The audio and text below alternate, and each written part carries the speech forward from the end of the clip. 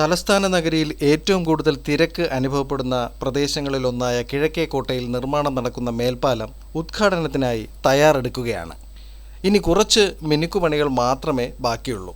ഗാന്ധി പാർക്കിന് സമീപത്തു നിന്ന് ആരംഭിച്ച് ആറ്റുകാൽ ബസ് സ്റ്റോപ്പ്, കോവളം, വിഴിഞ്ഞം ബസ് സ്റ്റോപ്പ്, പാളയം സ്റ്റാച്യു ബസ് സ്റ്റോപ്പ് എന്നിവിടങ്ങളിലേക്ക് എത്തിച്ചേരുന്ന തരത്തിൽ എൽ ഷേപ്പിലാണ് ഇതിൻ്റെ നിർമ്മാണം നടത്തിയിരിക്കുന്നത്.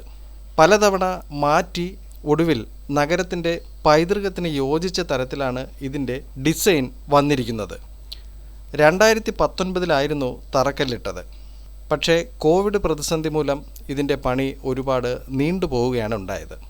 4 കോടി രൂപ ചെലവിൽ 102 മീറ്റർ നീളത്തിലുള്ള ഇത് സംസ്ഥാനത്തെ ഏറ്റവും നീളം കൂടിയ മേൽപ്പാലമായി കരുതുകയാണ്. പൊതു സ്വകാര്യ പങ്കാളിത്ത മാതൃകയിലാണ് ഇതിൻ്റെ നിർമ്മാണം നടന്നിരിക്കുന്നത്.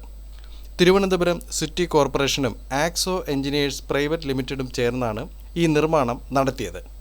ഇതിൽ നഗരസഭയ്ക്ക് യാതൊരു ചിലവും ഉണ്ടാകുന്നില്ല. പരസ്യത്തിലൂടെ നിർമ്മാണ കമ്പനി മുടക്കുമുതൽ നേടുന്ന തരത്തിലാണ് ഇതിൻ്റെ കരാർ. 2 ഭാഗത്തും ലിഫ്റ്റ് ഉള്ളതിനാൽ യാത്രക്കാർക്ക് പാലത്തിൽ പ്രവേശിക്കുന്നതിന് ബുദ്ധിമുട്ടുണ്ടാകില്ല.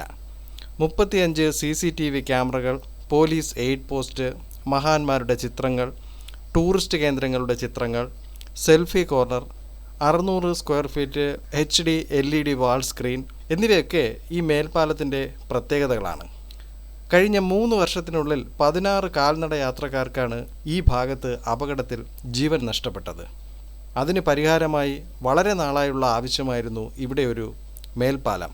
നഗരവാസികൾക്കും തിരുവനന്തപുരത്ത് എത്തിച്ചേരുന്നവർക്കും പ്രയോജനപ്പെടുന്ന ഈ മനോഹര നിർമ്മിതിക്ക് എല്ലാവിധ ആശംസകളും നേരുകയാണ്.